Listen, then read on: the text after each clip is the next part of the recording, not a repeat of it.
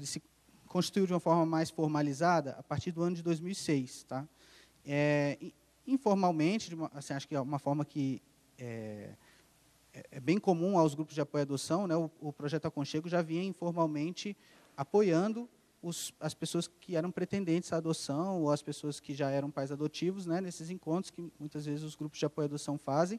Mas, a partir de 2006, por um convite da Vara da Infância aqui do Distrito Federal, um convite para o Aconchego, para o Instituto Berço da Cidadania e para 2 universidades, a Unip e a Universidade Católica, se constituiu um projeto chamado Projeto Pré-Adoção, que aí a gente unificou uma metodologia e começou a formar turmas, né, de preparação para adoção. Então, é um pouco a respeito dessa parte que eu vou falar para vocês.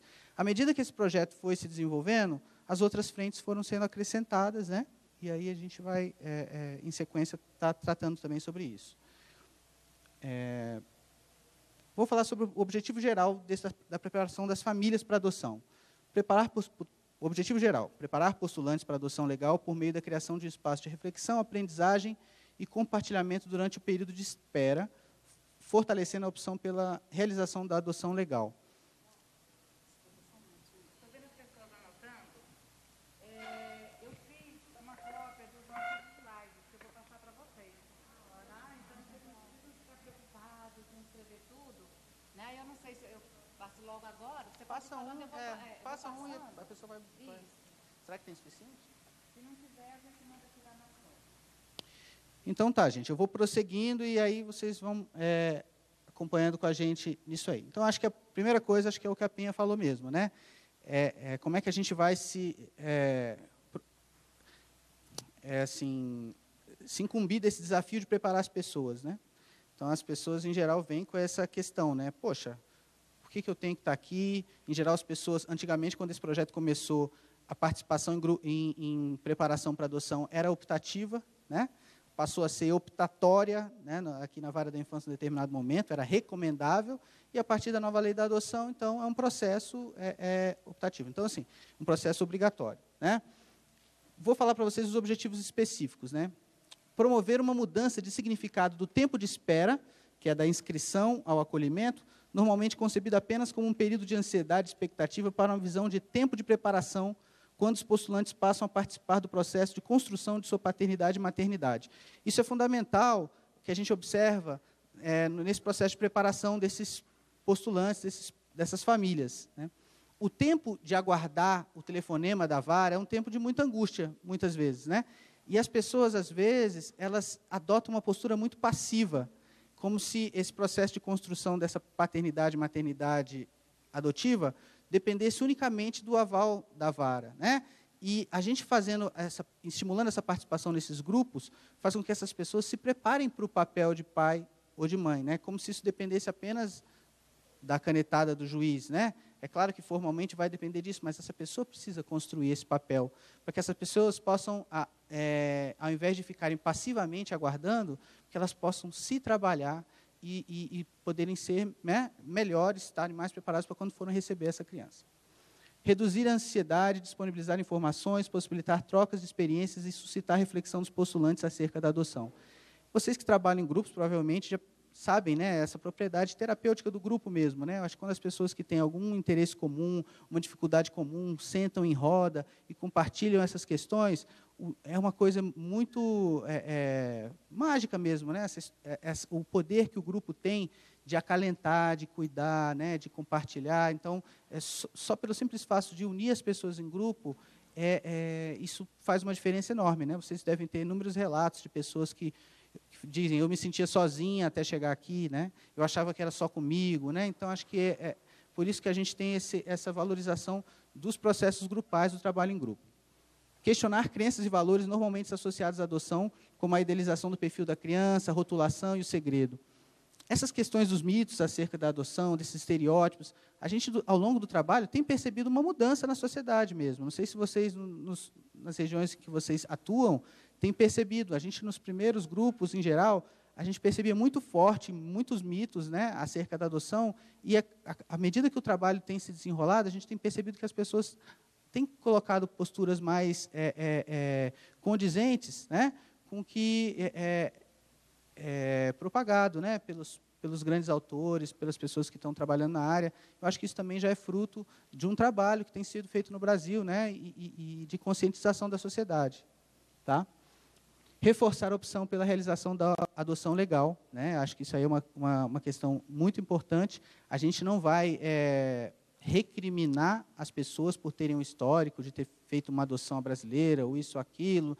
Não cabe a nós um papel, né, deixando claro que, no nosso trabalho especificamente, nós somos, durante a realização desse projeto, né, que a gente está falando para vocês, nós estávamos como parceiros da Vara nisso, né? Então, assim, nós não éramos a Vara, né, não somos a Vara, mas somos parceiros dela. Então, é um espaço onde as pessoas, às vezes, admitem certas situações. Vocês devem ter observado pessoas que vão aos grupos de apoio à adoção após terem tido algum tipo de frustração com algum tipo de adoção brasileira que não se concretizou, que houve, né? Não sei se vocês têm essa experiência, mas é muito interessante poder também acolher esse tipo de questão e, pelo próprio desenrolar, o próprio grupo realmente acaba concluindo da importância da adoção legal. Bom, além do desejo, de que precisa quem quer ser pai, mãe, adotivo? Informação suficiente e tempo para refletir sobre a adoção nos dias de hoje. Então, a gente parte do princípio que não só desejo, não só vontade, não só amor, mas informação fundamental, né? Refletir sobre as implicações para si próprio, sua família nuclear e extensa. Acho que é importante porque a gente, como terapeuta de família, é interessante, em psicologia, a gente também estuda isso, né? Então, se uma família, a gente tem um filho, e esse é um primeiro filho, de repente, de uma primeira geração, né? Uma próxima geração que se inaugura, tudo muda, né? Então, alguém que nunca foi pai, passa a ser pai. Alguém que nunca foi tio passa a ser tio, alguém que nunca foi avó passa a ser avó, né? E se houver um irmão, então se modifica todos os papéis, faz com que uma família seja alçada para uma nova fase no ciclo de vida de uma família. Então a gente acha que a adoção não é uma coisa que diz respeito a um projeto de uma pessoa, de um casal, né?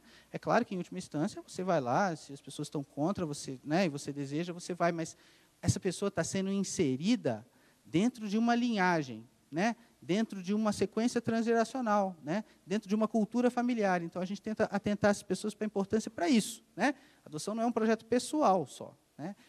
É uma inclusão no seio de uma família, né? De uma pessoa. Tá? Perceber a adoção como um processo integral para toda a vida. Né? É importante isso, né? Perceber a adoção como um processo, não como um ato. Adotei, pronto, ok, que bom, maravilha, gente, agora vamos seguir com a vida. Né? Não, a adoção é uma coisa que é para sempre. Né? É um processo que, a partir do momento que você acolheu a criança, não é imediato. Né? Então, as pessoas têm que se conscientizar que, ótimo, adotei, deu certo, vou levar meu filho para casa, acabou a angústia. Não, né? Muitas vezes, vocês que acompanham famílias por adoção, vão ver que a angústia, muitas vezes, vai começar a partir daí. Né? Colocar-se no lugar da criança ou adolescente, percebendo suas necessidades, né, que são expectativas, luto, adaptação, história passada. Então, esses grupos também são um convite à reflexão de você se colocar no lugar do outro, né, de você largar um pouco esse papel, essa ansiedade, essa angústia do tempo de espera para você conseguir ser pai ou ser mãe, para se identificar um pouco com a angústia daquela criança que você pretende receber. Aquela criança real que você pretende receber, não aquela criança que você está imaginando que ela vai ser ou que ela vai se tornar. Né? Então, acho que essa é uma parte importante. Tirando algumas falas, né, dos nossos trabalhos, para ilustrar para vocês, uma pessoa falando. Considero esse espaço como uma preparação e aquisição de disciplina para lidar com a questão da adoção. Um outro comentário. Busco nos encontros compartilhar com pessoas que desejam o mesmo que eu.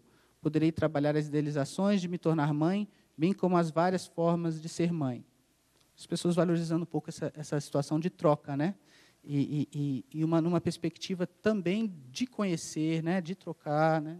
De informação também. A gente não conversa com a família porque não sente muito espaço. Talvez seja uma coisa nossa, não é o momento deles. Numa gravidez é diferente, todos se envolvem, querem saber, veem a barriga crescer. Isso é um pouco na perspectiva daquelas pessoas, às vezes, se acharem ETs, né? Nem sempre as pessoas que adotam vêm por um contexto de histórico de infertilidade, mas é bastante comum também. Né? E é interessante, quando você junta algumas pessoas em grupo, algumas pessoas podem ter histórias diferentes, e podem ter situações semelhantes, como isso acalenta, né? Como as pessoas podem trocar, como isso é positivo. A gente fala, né? A gente se refere ao trabalho em grupo como uma barriga social, né? Então, é uma barriga, uma gestação ali que se faz, né? Na sua cabeça, vai criando a imagem de uma criança perfeita, mas na hora de montar a figura é mais difícil. Isso aí é sobre um trabalho específico num dia, né? Um tema que a gente procura trabalhar. E é isso, né? A gente procurar retirar as pessoas dessa fantasia, dessa idealização. É claro que a gente não tem que barrar nem impedir as pessoas de sonharem, de desejarem, né? Mas a gente também tem que confrontar um pouco as realidades para que as pessoas tenham mais consciência. A respeito do referencial teórico, né? O que orienta um pouco a nossa ação nesse trabalho. Então, nós somos, em geral, psicólogos, né? Tem assistentes sociais no grupo, mas esse trabalho, em geral, até hoje foi conduzido mais por psicólogos. Então, somos embasados pela psicologia social comunitária, tá? Sobre a perspectiva sistêmica, o psicodrama e o sociodrama, e teorias das redes sociais, né? Vocês veem que são enfoques teórico-metodológicos que enfocam bastante o trabalho em grupo, a valorização dos vínculos e das redes para que se possa o processo acontecer, né? Então, é uma perspectiva que tenta retirar o profissional, o psicólogo, do centro da cena, né? É como se algumas situações em que, de repente, o profissional vem para o centro e interage com todo mundo, numa perspectiva assim de vértice, né? De uma perspectiva que a gente não considera essa uma perspectiva muito interessante, mas a perspectiva em que a gente se retira do centro e permite com que a coisa vá se tecer entre as pessoas, né? É que eu acho que é importante, porque nós vamos ser temporários no trabalho com essas pessoas, mas é bem possível que desses grupos que vão se constituir saiam laços muito duradouros entre as pessoas, e essa é realmente a experiência que a gente tem, né? As pessoas são nos grupos, elas acabam se tornando amigos, eles acabam se apoiando, acabam saindo juntos, às vezes o filho de um acaba namorando com o filho da outra, e acontece, e aí a rede vai se tecendo, isso fortalece, né? Então, acho que isso aí que é importante. Vamos para frente. A metodologia, estou falando da preparação das famílias, tá? Aqueles postulantes que são encaminhados, em geral, pela vara. Os grupos de preparação, eles são grupos fechados, né, que são aqueles que as pessoas que entram no primeiro dia, não podem entrar mais no segundo, terceiro, né? Com capacidade para 20 participantes. Cada grupo de preparação realiza 6 encontros. Cada encontro possui um tema pré-determinado e uma duração de cerca de 2 horas. 1 hora, além, a gente reserva para a preparação da equipe, para a supervisão. A gente também, então, tem estagiários, né, de universidades, então a gente faz meia hora de pré-sessão e outra meia hora de supervisão após os encontros.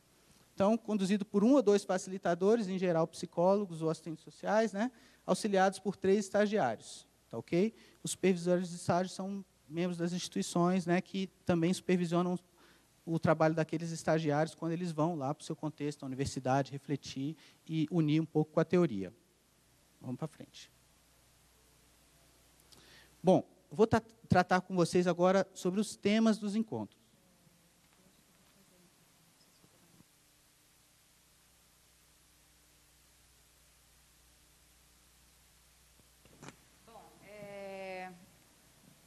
Antes da gente continuar com os temas exatamente dos encontros, eu queria convidá-los a fazer a experimentar um pouquinho esse lugar que a gente está trabalhando, né, desse tema. E eu vou estar passando, cada um vai escolhendo, enfia a mão no saco e escolhe e pega um papelzinho. Rapidão, gente.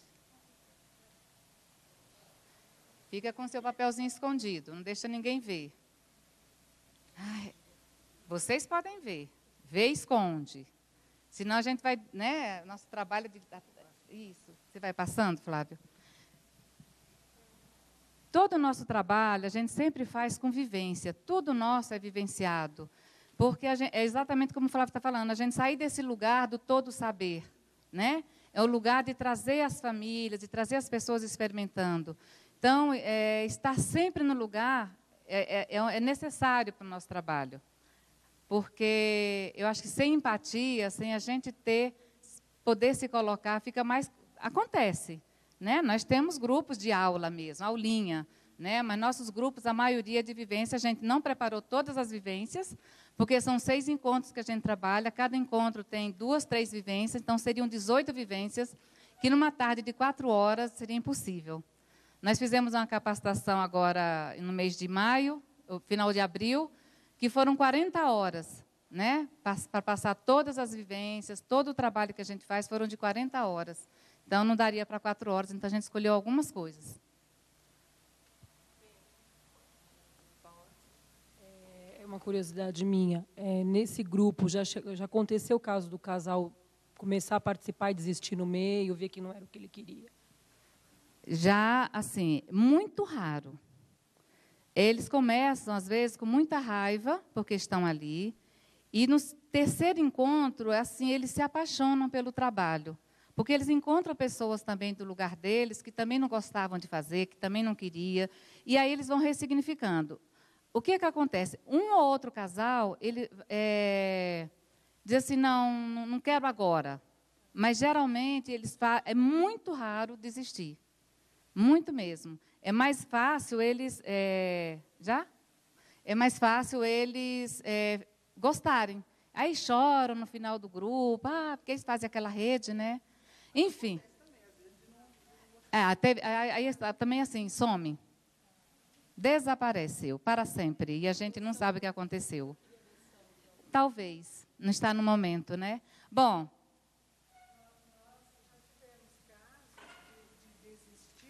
Desistência, e a gente entende que a desistência é um sucesso do curso também, porque levou a pessoa a refletir que realmente ou tinha uma motivação equivocada, não era aquilo, é um sucesso. Exatamente. É como a mudança de perfil, que às vezes a gente deseja que muito que eles mudem para crianças mais velhas. E alguns, não quero mais velho, eu quero bebê. Eu falei, que bom, porque esse com certeza ia devolver a criança, né? Você não está preparado para adotar uma criança mais velha. Essas pessoas, elas vêm participar de livre e espontânea vontade ou é indicado pelo fórum, pelo judiciário?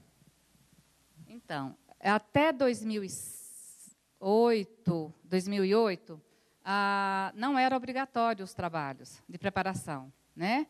E nós aqui em Brasília já fazíamos, desde 2006, a gente fazia um trabalho de preparação para adoção, então eles não eram obrigados, mas eram orientados a fazerem. Então, assim, eles faziam. Alguns iam de livre e espontânea vontade e outros iam porque a vara da infância orientava para fazer, mas não obrigava porque não tinha lei.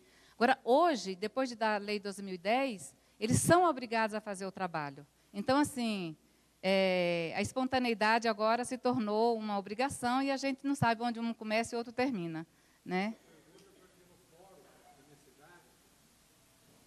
O fórum da minha cidade, que é Piracicaba, São Paulo, eles participam 2 dias de curso que o judiciário que faz é a equipe técnica. Depois eles são convidados para participar do nosso grupo, que uma vez por mês se reúne. Então eles não são obrigados, tá? Então, e por isso que essa pergunta que eu fiz. Não, tá certo. Aqui em Brasília também eles estão fazendo, a Vara da Infância que está fazendo o trabalho de preparação nesse momento.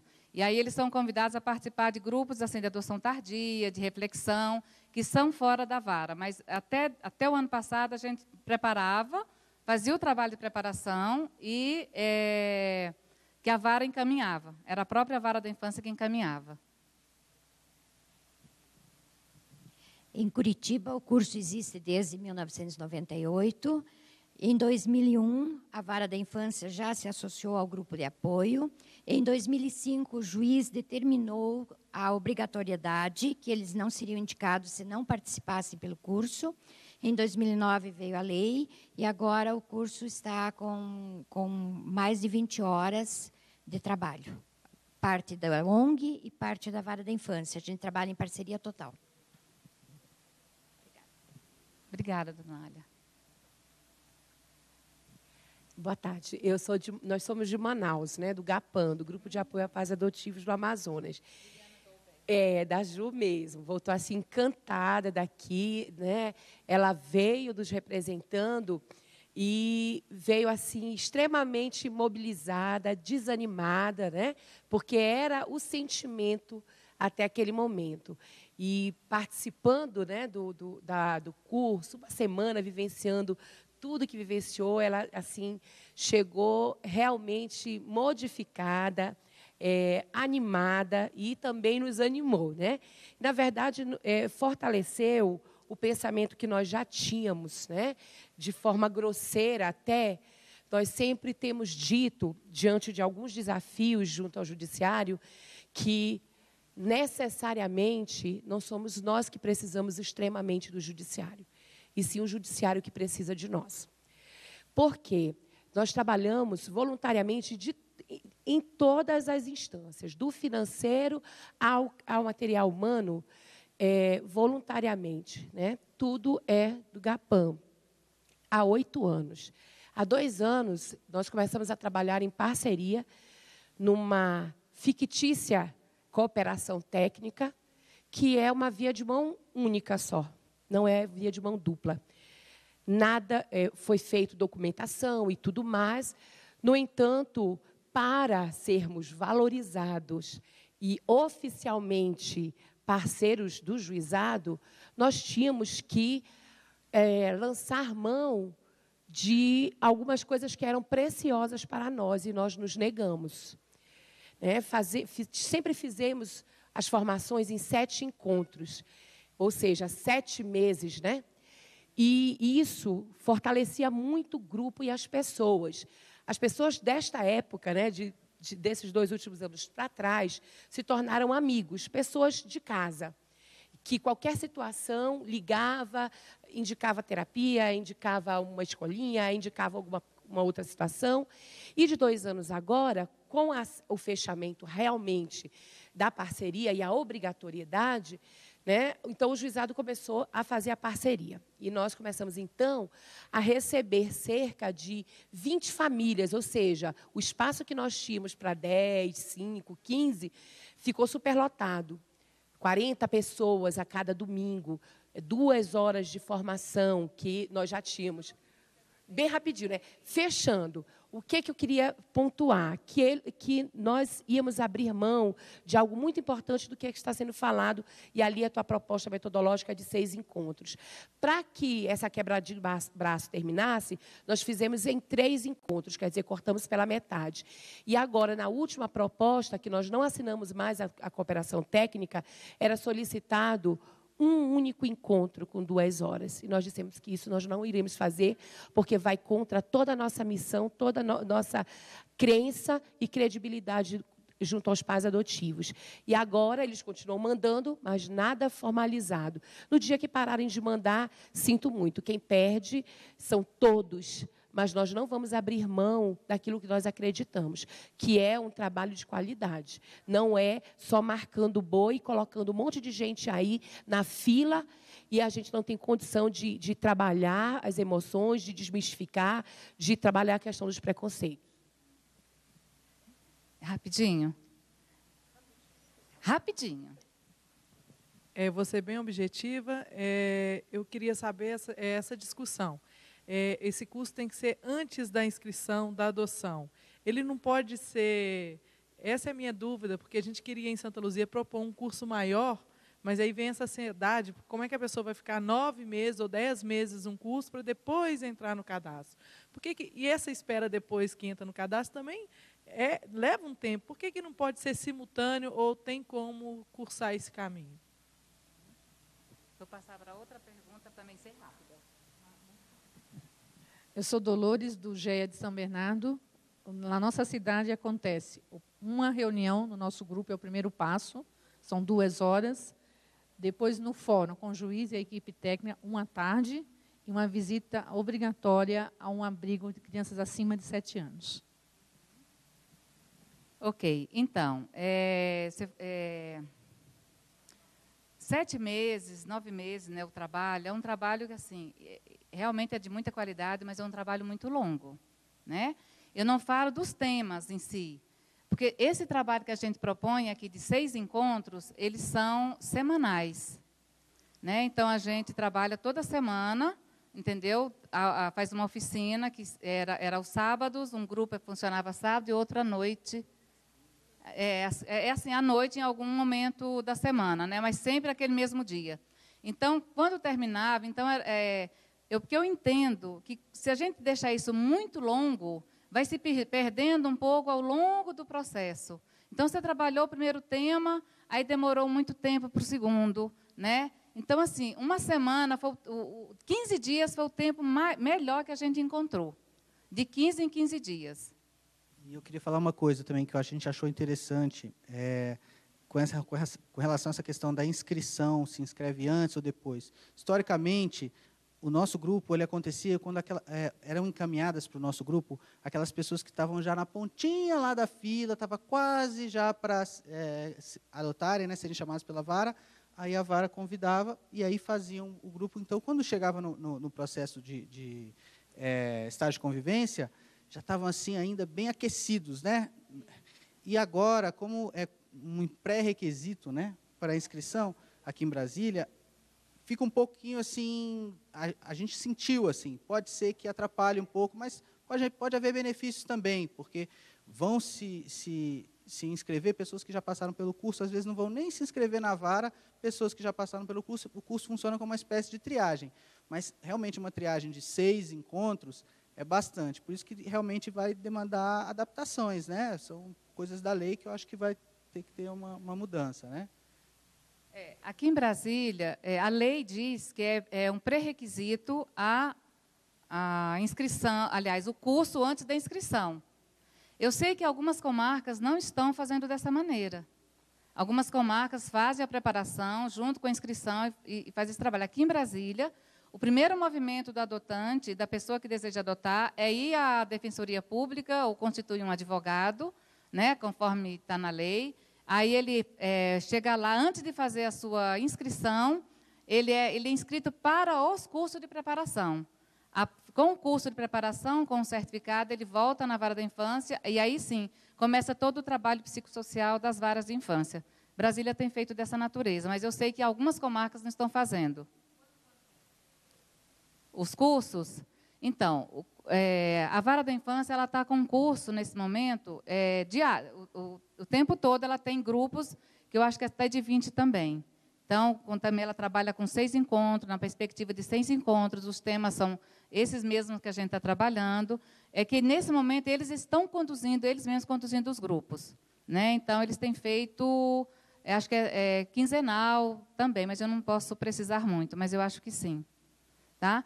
Quanto a fazer um grupo de 2 horas, gente, o que se fala sobre adoção em 2 horas? O que se percebe em 2 horas? Não tem como, eu não consigo, a gente está aqui, né, 1 hora e eu não consegui falar nada ainda, a gente não conseguiu escutar as pessoas. Então, que é esse o trabalho, eu preciso ouvir quem está no grupo, eu preciso que esse adotante se posicione, não se posicione se vai gostar ou não, mas eu preciso escutá-lo, eu preciso ter espaço para que ele possa dizer o que ele deseja. Ainda que eu não possa resolver a problemática dele, que alguns vêm com uma demanda muito difícil, mas eu preciso ter espaço de escuta e de fala do outro. Então, fazer grupo de preparação em 2 horas, eu não chamo grupo de preparação. Né? Eu chamaria grupo de informação, talvez. Passa-se uma informação que está na internet. É só baixar lá que você vai ver os passos para a adoção. Mas, enfim, me desculpem. Uhum.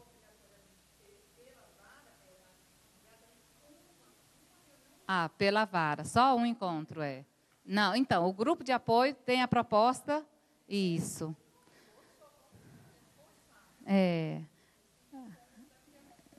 Às vezes 6 encontros é muito, né? A gente tem uma proposta aí de 4 encontros, a gente vai se adaptando de acordo muito com a vara da infância, isso é outro capítulo, a gente pode fazer no 4º capítulo. Bom, vamos trabalhar, vamos brincar um pouco. Agora, eu quero que vocês deixem esses livrinhos na cadeira, as bolsas, se levantem e procurem as pessoas que têm a mesma cor de vocês. Vamos lá.